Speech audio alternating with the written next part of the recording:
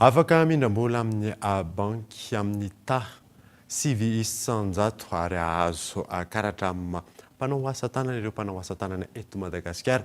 Io no nambara ministra tompon'anaikitra nandritra ny fandalovana atao Nosy Be atao Andratsilava. Manomboka misokatra tsikelikely ny sisy tany sy ny fiavian'ny mpizahatany ka mila ezaka anarina indray ny asa tanana sy ny haitao malagasy. Noho ny voka-dratsy nateraky ny Covid-19, tojo fahasahiranana ny ireo mpanao asa tanana.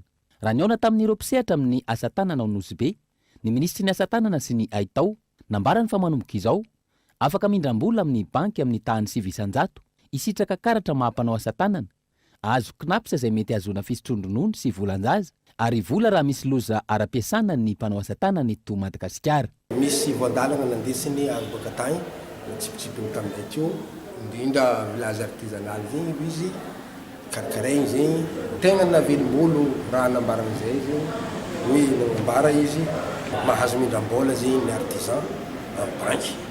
Baka io mahazo kinapsy koa zegny artisan, mahazo formation isaka tateky koa, mandeha ivelany mieto, zegny tegna nisan'ny mavelom-bolo, tsy ary nisy raha ohatran'izay. Atao impôt synthetique no alohan'ireo mpanao asa tanana, ary isy fanomezana fiofanana amin'ny fenitra ambony sy ny kalitao, ary indrindra ny fiarovana ireo asa vita malagasy.